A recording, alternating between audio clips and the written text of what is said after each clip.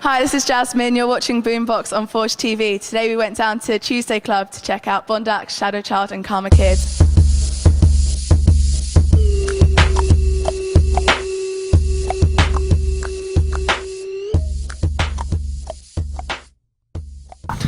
Hey, I'm Mike Walmsley, head of music for Forge Radio, and I'm here with Bondax. We're playing the Tuesday Club. Say hello, boys. Hey man, how you doing? Hello, man. Of course, George and Adam here, and Forge TV, of course, as well. So yeah, straight into the pressing questions. So basically, everyone became a fan at Gold, but you had a couple of tracks out before that. Yeah. But was it all a bit overwhelming, having had only like 2 or 3 tracks out? I was wondering, you got requests to have albums out like straight away. Was it all a bit too much when that happened? Because I don't know if you only had a couple of tracks and suddenly... Yeah, I mean, we went through like a difficult phase about 6 months ago, didn't we? Where we sort of like... Because when we got into this and it started to get serious, we only had like 7 tracks. So we were sort of making the singles as they came out. And yeah, it was pretty like... It was quite weird playing it like that, because like most people will have a collection of tracks and then sort of choose which ones suit to drop when, and you play it like that way, so you sort of know what you're going to do. But we haven't known until like sort of now what our direction is, and we're still a little bit like making it up as we go along. So yeah, it's a weird way of doing it, that's for sure. I don't know anyone else doing it like that at the moment, but it's just how we have to work. So because obviously you recorded like Just Us and Baby I Got That, but Gold was the one that came out, and just instantly was just huge and played everywhere. And were you expecting that reaction compared to like your other songs? I don't think so. You never really think. I mean, you always hope that the tune's going to do well, but I mean, I think every time we put a song on, we just kind of have no expectations, and then everything's a really nice surprise, especially with Gold and giving it all really. Yeah. Definitely with Gold, because like we knew that house music was about to just explode, and we were sort of on the edge of like, well, getting grouped with Disclosure all the time gets a bit much after a while, and we knew we didn't want to be that. So it was a bit of a step into the dark in terms of like the production, slowing it down so much and stuff like that. But I think it worked, and we got some sick remixes that sort of held it up in that world as well.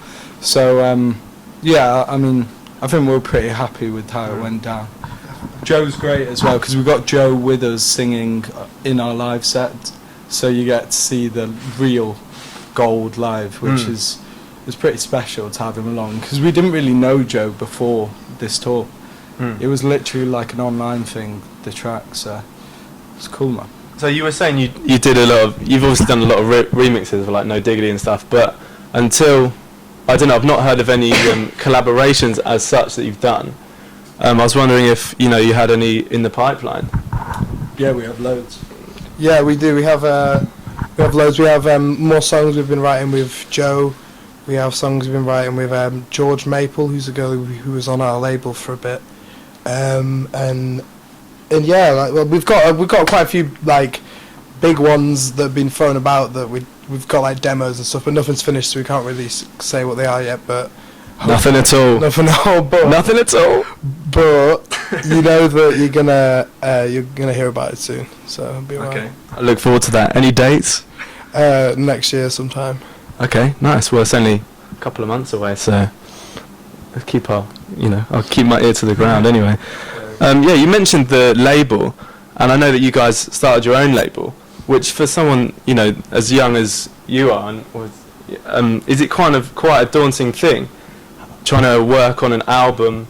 You've probably it's going to be a lot of time recording, having ideas, so that for that type of thing. Yeah. How have you managed to balance it all? To fit them both in is quite a weird thing, and we have to think about like when stuff's going to come out, and then not hindering our own work with this other work we're trying to release.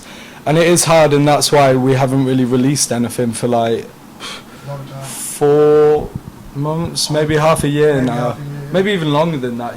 It's been a while, and we have so many tracks just sitting there on our iTunes that were like, if these went out, it's good to hear, then they would be amazing tunes. But it's not that easy, and also it's a lot of money because people don't buy stuff anymore.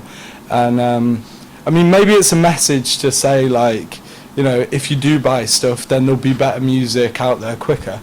But because people don't, you sort of have to weigh it up really hard to make sure you can actually afford to do it. Otherwise, you're just going to lose thousands of pounds every time you put out a release. And we don't have thousands of pounds to kill right now, so it's definitely a weighing up thing.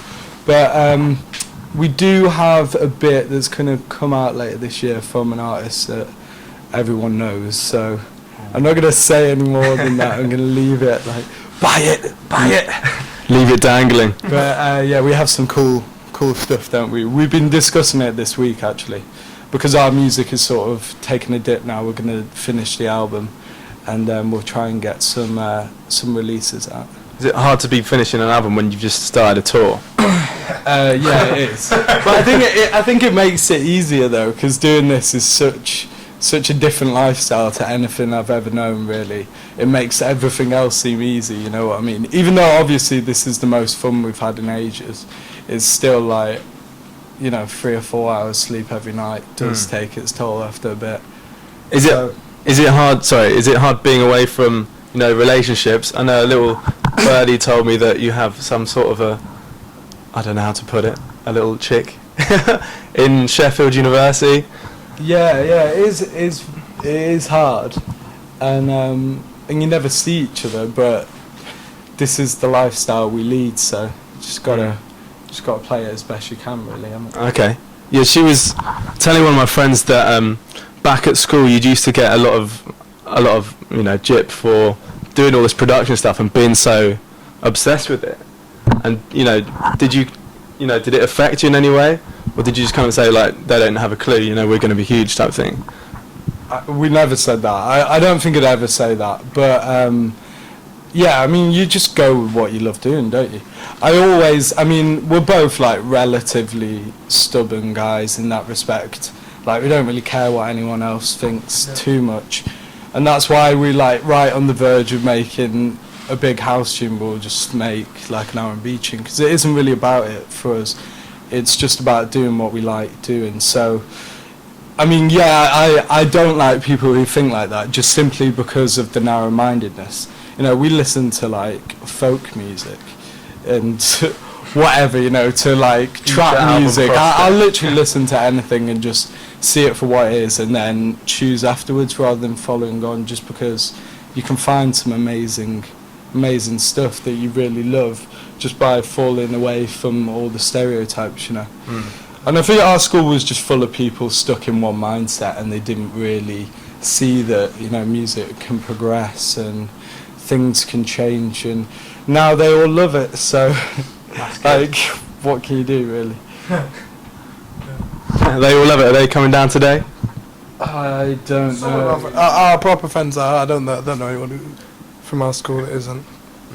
Well, I know you're obviously big fans of, like, neo soul, and you can hear a lot on your music, especially like D'Angelo.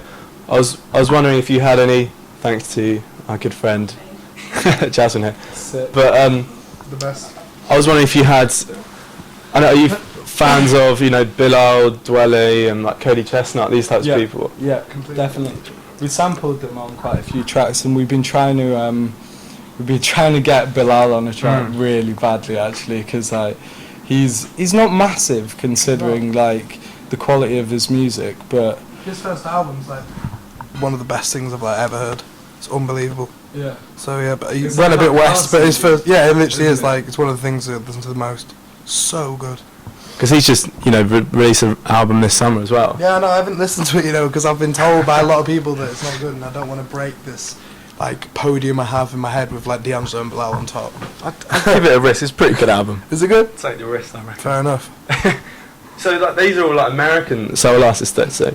I was wondering what you thought of like UK neo soul artists. Yeah, well, I mean, we love like Omar and like Michael Kiwanuka and stuff like that. Yeah, and I think Andrea Triana's like, I mean, she's done well in the respect that she's sort of explored like different ways of using her voice, but she's neo soul essentially, and she's amazing. So we may have something. Lips are sealed. Michael Kiwanuka, you know, I don't know. I wish. We'd love to get him. That's what Twitter's for. Yeah, I think we're a bit too electronic. I met him at Glastonbury on the Stone Circle when I was just gone, and I was like, "Mate, your album should have won the Mercury, I swear. I swear." And he was just like, "Whoa, what's going on with this guy?" So I couldn't come to meet you guys without talking about the new single, obviously. And it was a bit of a weird one because I was wondering about the release strategy. I don't know what happened. It was different to Gold. You know, Gold kind of came out and you could buy it instantly, more or less. But with this one, you know, it was posting all these blogs in about July. It was about early July. And then, you know, I think we got sent it by some promo companies kind of like late July. But they were like, release date isn't till, you know, September. No, October. Yeah, September, yeah. Late September. Yeah, like 20 So what was kind of the strategy with that? Did you have anything to do with that? Or? I mean, I don't know. I think we wanted it to come out. We always wanted to come out when we've got it. Because, I mean, if you think about it from our perspective, we've been listening to it for like 6 months before it's even get put on the internet. And then we have to wait another like couple more months. And then we constantly hearing this tune and you're like, oh, mate, this is so annoying. I think it's just like getting people aware. Because you sort of need that space of time to lead up to the track actually coming out, because otherwise, like, you know, when we put Gold out, it got a decent reception, but it took sort of 6 months before anyone really cared about it. You heard it a bit around in clubs and stuff, but it wasn't quite as... I think Giving It All's hit a little harder in that respect, because by the time it did come out, everyone knew it if they liked it. Which worked for us well. I mean, it's amazing to be able to go and play Giving It All out now and everyone knows the words. Because when we first played Gold out, I can remember we put it on the internet when we were in Miami, weren't we? Yeah, Miami. And we played it out for like a month or two and just no one had any idea what the tune was. Just because like it was too new, there was no sort of build to a new tune coming up, and they were waiting for a new Baby I Got That, and it sort of threw a few people off. So I think you just got to get people's ears ready. I think that's the tactic, but it's obviously a little out of our hands. You know, we don't do this stuff. Yeah, I was wondering, like influence of label type thing, but yeah, with Giving It All, it's definitely hit harder because, you know, everyone did know it, and you know, it's such a sing-along song as well. I thought with Gold, like, it would hit a bit harder, but it's a kind of instantly likeable song, but you know, it's not going to get played unless, you know, it has had all the promo for it, which was kind of an interesting point which you've rectified on this single, definitely, because when you're playing out tonight, I don't think there's going to be a person in the audience that doesn't know the song. But hopefully that'll be amazing. I heard this horrible quote that was kind of related to your last point. It was, you're well placed in 2013 to grab some of Disclosure's dollars, which I thought was, it's just lazy to me. Yeah. No, and how sick do you get at this? Every single like write-up will get us, and we'll be like so happy, like, yeah, this big publication wrote about us, and they'll be like, so twin with Disclosure, and it's just like we love Disclosure. We think they're sick. We think what they've done in the chart, like getting their tunes in the charts, amazing #1 album. Shows amazing things for like the UK industry, but it's just a bit annoying. It's just, it's like, how many more times can you say this? Like the amount of times people have said it, it's just like, alright, it's cool now. Yeah, it's just definitely lazy. Like, if you look at both your influences, they're all kind of different. So, and you come from different places. You're not going to have the same type of music, you know. No, it's just, not. Definitely not. I think that comparison will fall away in time. I think it's slowing down a little bit. But as long as there's like another duo making electronic music, it's always going to sort of half stand, you know. So just got to deal with it, haven't we? So just finally, I was wondering about the videos. So you had the Gold video, which was huge, and the Giving It All video, which is obviously set in America. I was wondering if you had anything to do with that video, because it's pretty amazing. Yeah. Did you get to go out there? Or? We didn't get to go out there, which would be sick, but we have been out there and it was amazing.